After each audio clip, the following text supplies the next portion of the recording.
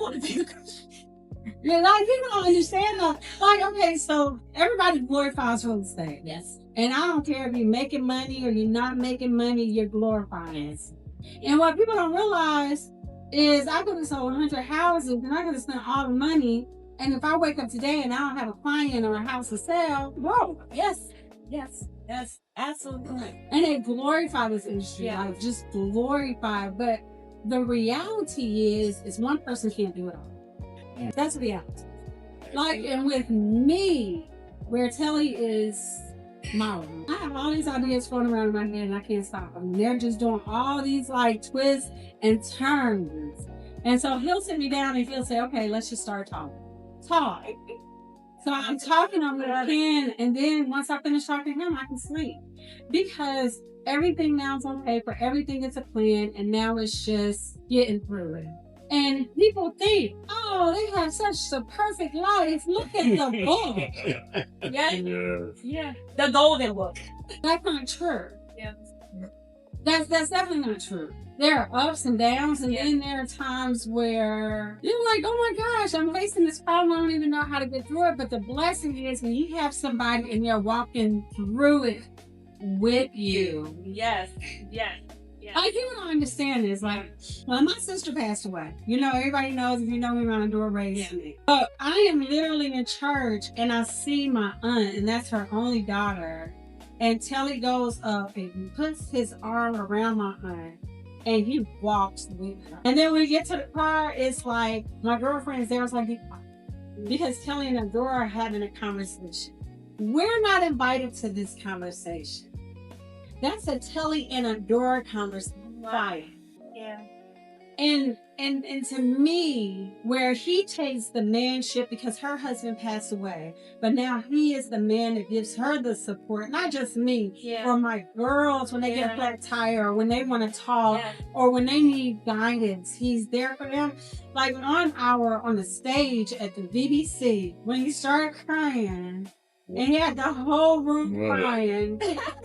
And he married my girls, my granddaughters. Like, you could not. Those are his girls. Yes.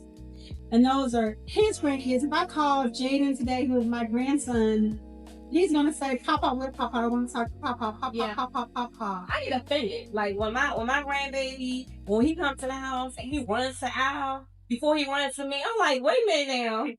Yeah. But I love it. I'm offended, but I love it. It's hard, but they come to you when they're ready to go to sleep and they need nurturing. Yeah. Now, if they want to play, what y'all play? What game? What hero? You jump on them and flip them over. Yeah. Or Spider-Man, or you got this one thing like, what's your name? I'm Jaden. And Jaden say, Glaze, number 4.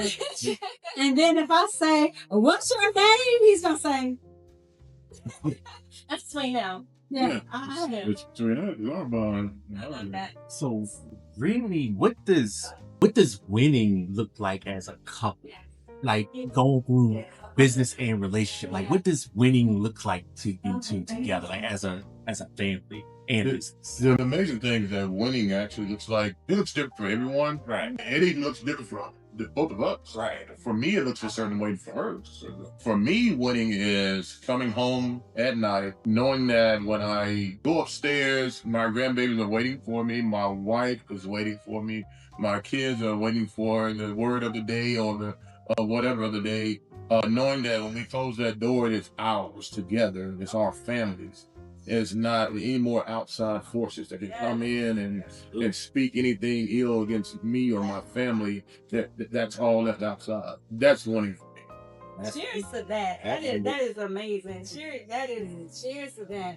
We talk about those outside forces quite a bit. And I've always said, like, we deal with a lot because we're in the same industry. And I mean, he's been like military. He's been this huge background, this huge portfolio.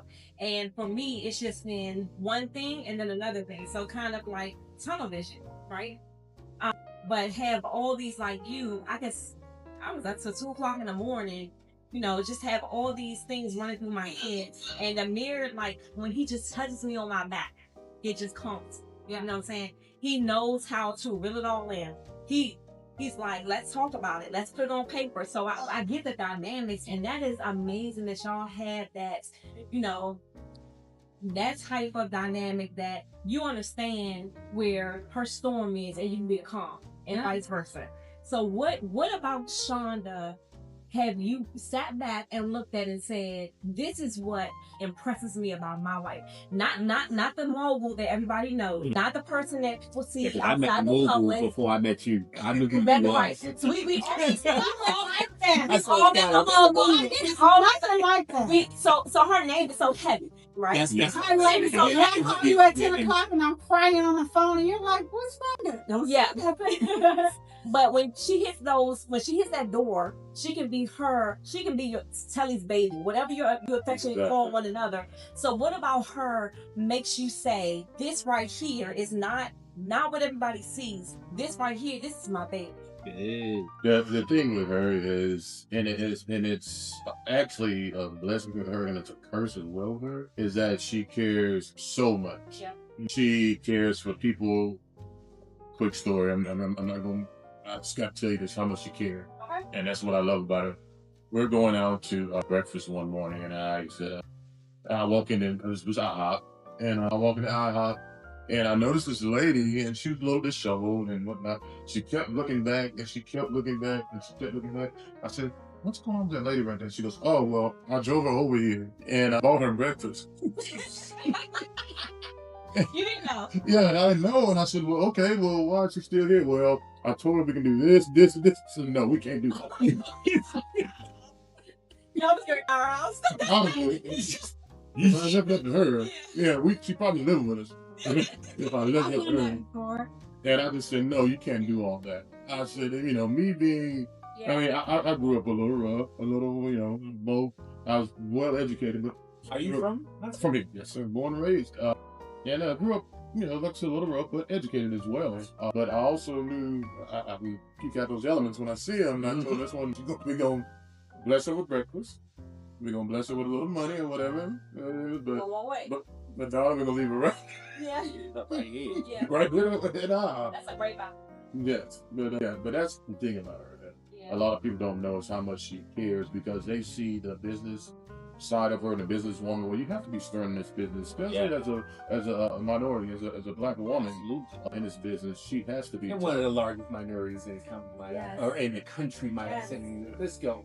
So let me just say my little story. I'm trying to not get emotional about this. You know, me and Shonda have been through some things. But so going through my divorce, it was a low time. And I remember one day I got the apartment and I was like, man, like I'm looking in the account. I'm like, baby, the math not math. And I go to the apartment complex and I'm like, I'm gonna give y'all this money, but it's gonna be this day. And they were like, it's already taken care of. And Shonda did that. I'm sorry. It was here.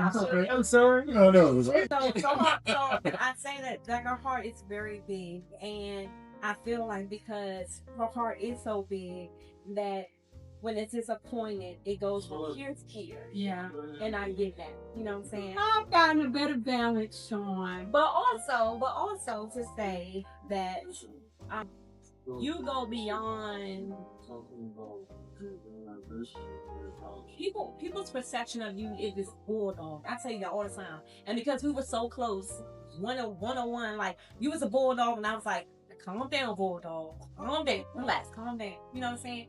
You were a bulldog in business. And I learned so much from that. Because I was a bulldog in business. Yeah. So I learned from that. But also there's a side of you that not too many people know. There's a side of you that is so very sensitive to people's hearts. Even when you come out like a bulldog, you still pull back and be like, damn, maybe I should do this for him. You know what I'm saying? So that side of you that I can relate to with Sully saying that, like, a lot of people don't know. They see Shonda as like, you know, this mogul, and she's this in business, and don't mess with Shonda. That contract better be right, because she gonna come after your throat. You know what I'm saying? No, absolutely. The camera, absolutely. She come after your throat. It's not Diddy. She came after my throat, my girl. But that other side, that after she come after your throat, it texts me like, I love you, let's do lunch. So I appreciate the fact that it doesn't like who you are in business it's business. And you've taught a lot of women, to be stern in business. You gotta present yourself 100 in business, and you stand up against these men. No, these men who are in business. You can't. You know what? That is a great thing you said because I was just about to ask you this. And Sean was on one. This the last one. This the last one. What's a lesson learned the hard way that others can learn from the business? That however you guys want to, like, y'all want to tag team that. Like a lesson you guys learned the hard way in business that others can learn from. And I'm saying business and relationships together. So you asked, what's that one thing that he sees in me that, you know, he loves?